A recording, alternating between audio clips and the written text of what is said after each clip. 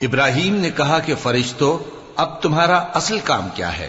انہوں نے کہا کہ ہم گناہگاروں کی طرف بھیجے گئے ہیں تاکہ ان پر گارے کی پتھریاں برسائیں جن پر حد سے بڑھ جانے والوں کے لیے تمہارے پروردگار کے ہاں سے نشان کر دیے گئے ہیں۔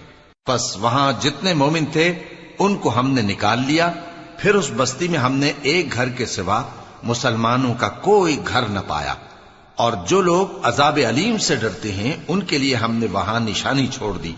اور موسیٰ کے حال میں بھی نشانی ہے، جب ہم نے ان کو فرعون کی طرف کھلا ہوا معجزہ دے کر بھیجا تو اس نے اپنی قوت کے گھمنڈ پر منہ موڑ لیا اور کہنے لگا یہ تو جادوگر ہے یا دیوانہ۔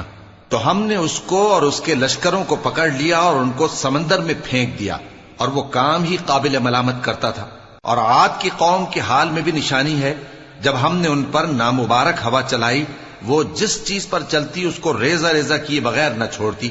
اور قوم سمود کے حال میں بھی نشانی ہے، جب ان سے کہا گیا کہ ایک وقت تک فائدہ اٹھا لو، پس انہوں نے اپنے پروردگار کے حکم سے سرکشی کی، سو ان کو کڑک نے آ پکڑا اور وہ دیکھ رہے تھے۔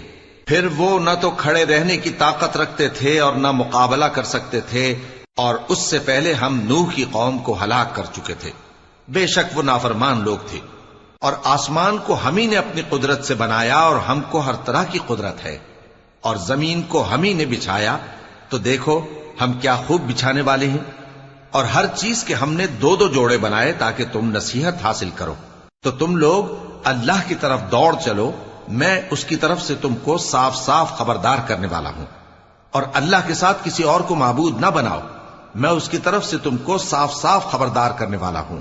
اسی طرح ان سے پہلے لوگوں کے پاس بھی جو پیغمبر آتا تو وہ بھی اس کو جادوگر یا دیوانہ کہتے۔ کیا یہ لوگ ایک دوسرے کو اسی بات کی وصیت کر مرے ہیں؟ نہیں، بلکہ یہ شریر لوگ ہیں۔ تو اے نبی ان سے منہ موڑ لو، تم کو ہماری طرف سے ملامت نہ ہوگی، اور نصیحت کرتے رہو کہ نصیحت مومنوں کو نفع دیتی ہے۔ اور میں نے جنوں اور انسانوں کو اسی لیے پیدا کیا ہے کہ وہ میری عبادت کریں، میں ان سے رزق تو نہیں مانگتا اور نہ یہ چاہتا ہوں کہ وہ مجھے کھانا کھلائیں۔ اللہ ہی تو سب کو رزق دینے والا ہے، زور آور ہے، مضبوط ہے۔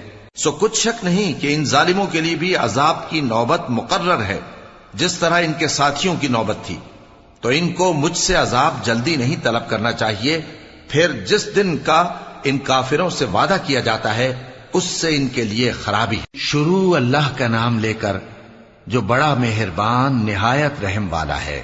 کوہ طور کی قسم، اور اس کتاب کی جو لکھی ہوئی ہے کشادہ ورق میں، اور آباد گھر کی اور اونچی چھت کی، اور جوش مارتے سمندر کی، کہ تمہارے پروردگار کا عذاب واقع ہو کر رہے گا اور اس کو کوئی روک نہیں سکے گا۔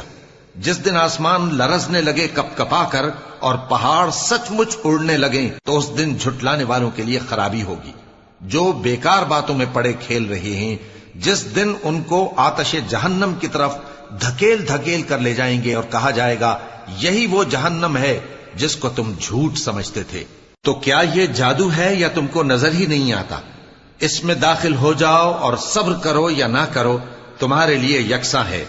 جو کام تم کیا کرتے تھے یہ انہی کا تم کو بدلہ مل رہا ہے۔ جو پرہیزگار ہیں وہ باغوں اور نعمتوں میں ہوں گے، جو کچھ ان کے پروردگار نے ان کو بخشا اس کی وجہ سے وہ خوشحال ہوں گے، اور ان کے پروردگار نے ان کو دوزخ کے عذاب سے بچا لیا۔